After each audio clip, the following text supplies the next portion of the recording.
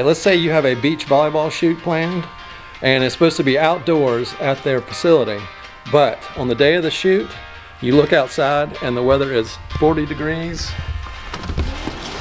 and pouring down rain. How you doing? It's cold, Dad. Can I come inside now? Well, that's a perfect example of why I'm not going to go out there, much less conduct a photo shoot out there. So we're going to do our best to bring the sun in here in the studio to get this shoot done. Hold on just a second. Yeah, what is it? Can I please come in now? It's cold. Well, I was about to roll the intro. Then roll it.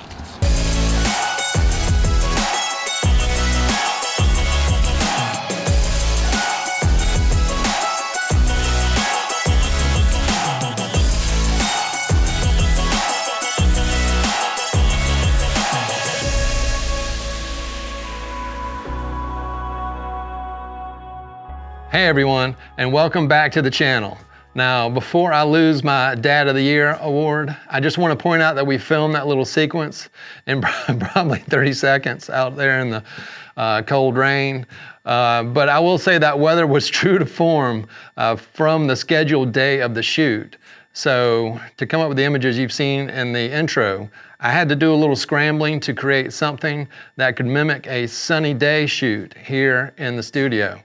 So let's not waste any more time and jump to my lighting setup walk around.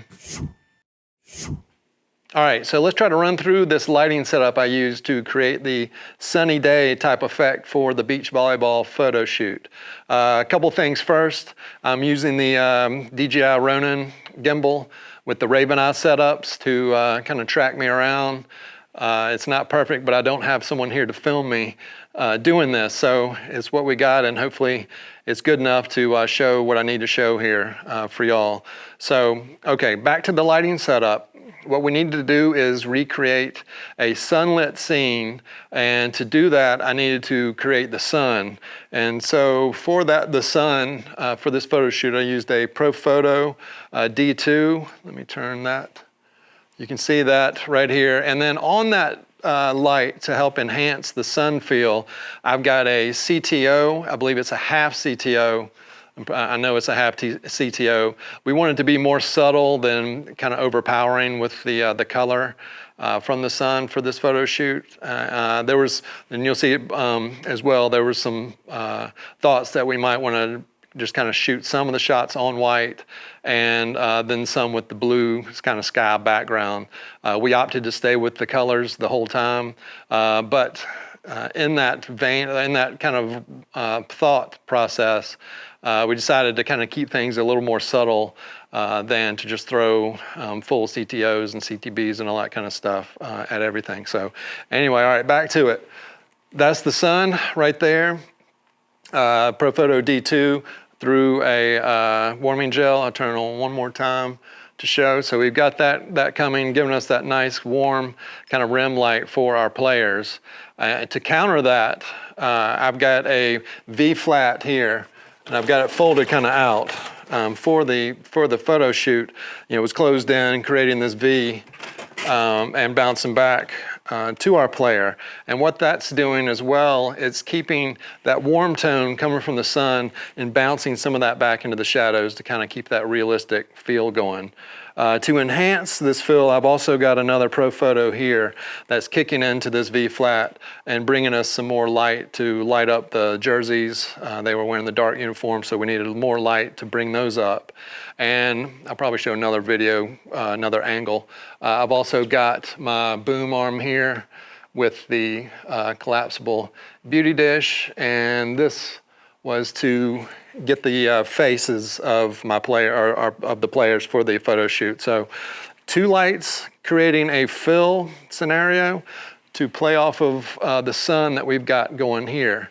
Now to create the sky, I have ProPhoto on this side, a B1 on this side, and another ProPhoto on this side.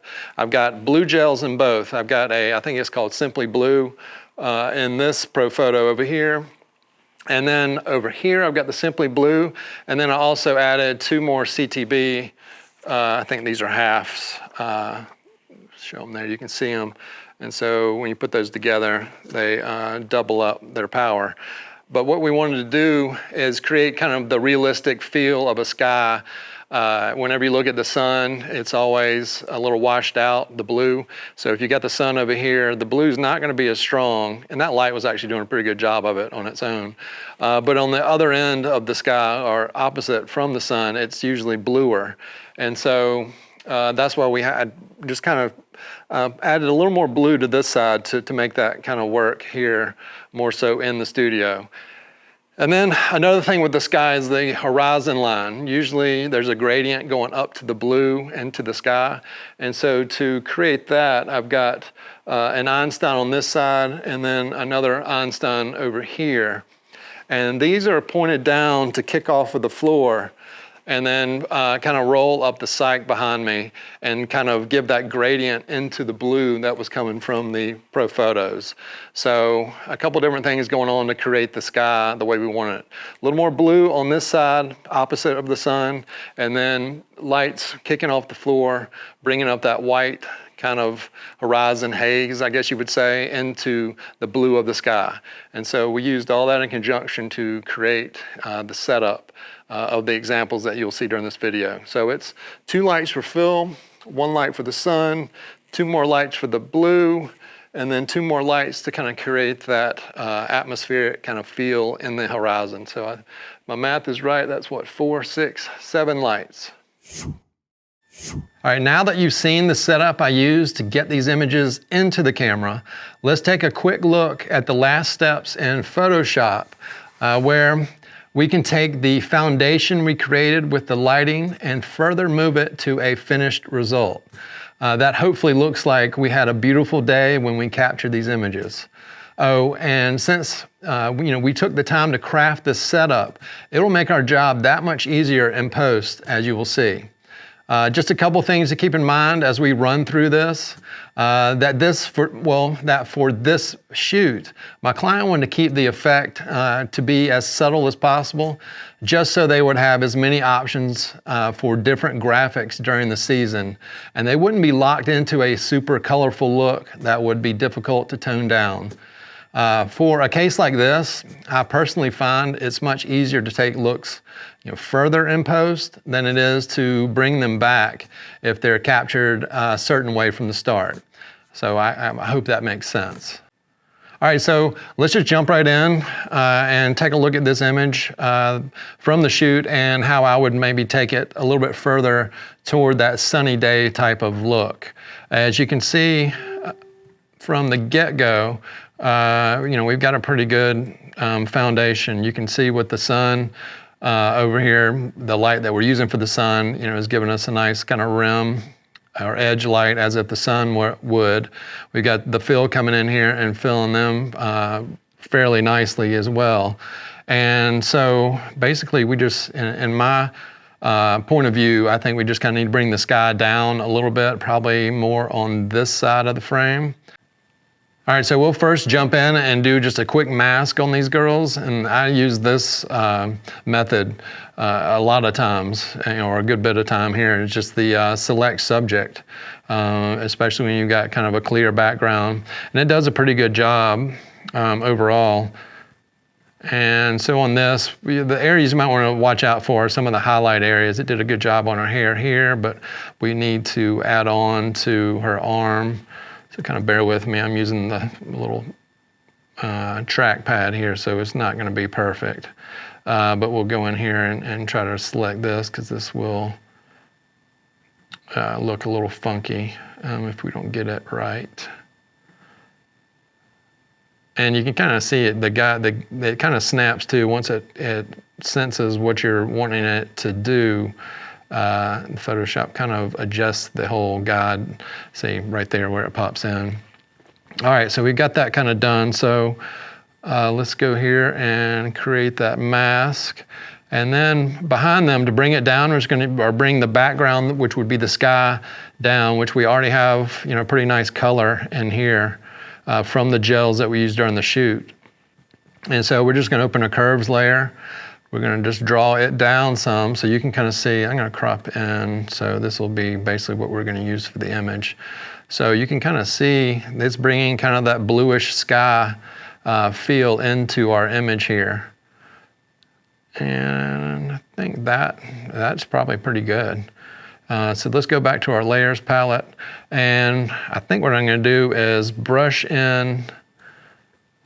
Let's go back to my brush, increase the brush size here. And we're just gonna kind of brush out, let me get black over here. So we're gonna erase some of that. Let me bring it to 80.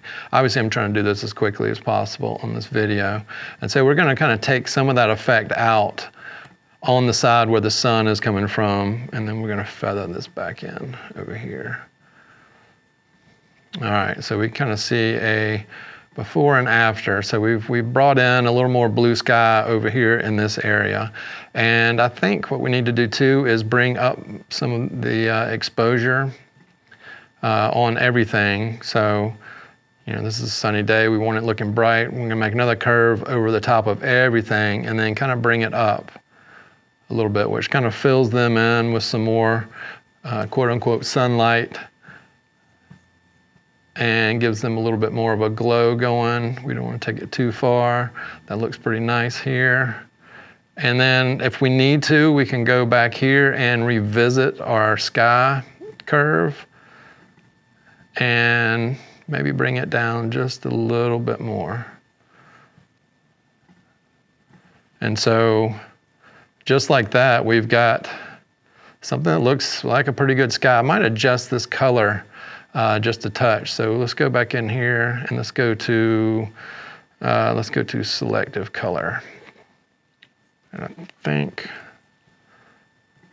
let me get back to my layer. We need to go over top of everything to get this layer right.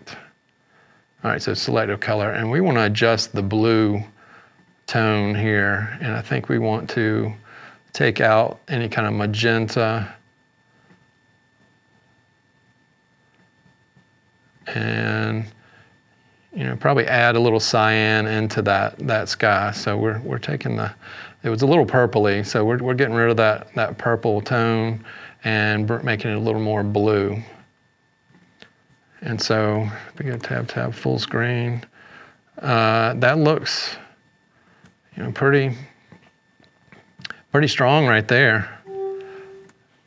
For, you know, what we were trying to accomplish just in studio with studio lighting. So, you know, I quickly just did two curves and a quick mask on these girls, and you know, this is usable. To me, this looks like it was taken outdoors.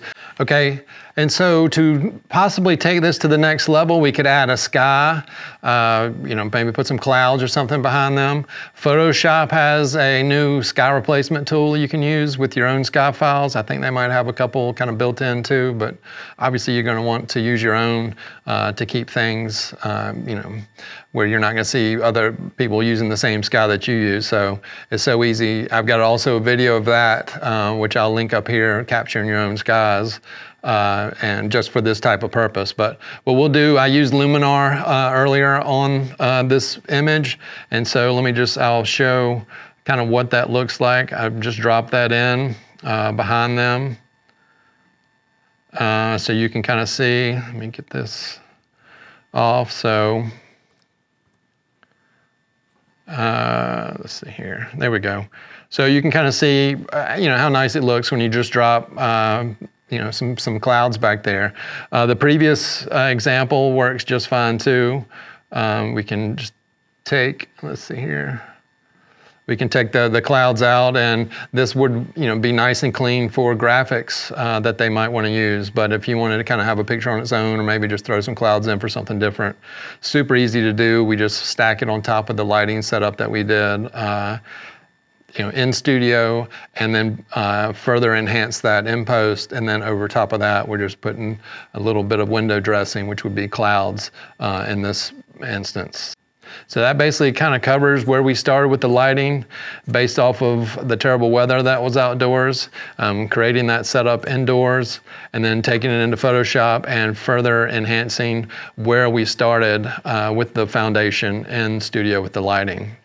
And then it's kind of up to you on how far you want to take it from there. And in this case, as an example, just adding some clouds to the image. All right, well, I hope y'all found this video educational. And if you found it worthy, please give it that thumbs up. Also, feel free to subscribe if you'd like to see more content like this. For an extended view, you can also visit my Patreon page, where I believe at this time I've got one more slot available for some of the one-on-one mentoring. Questions or comments, as always, please drop those down below. I read them all. Y'all stay safe and healthy out there, and I hope to be here again in the next one. And I'm actually off to Minnesota tomorrow for a shoot, so maybe I'll have something from there in an upcoming video. All right, I gotta go.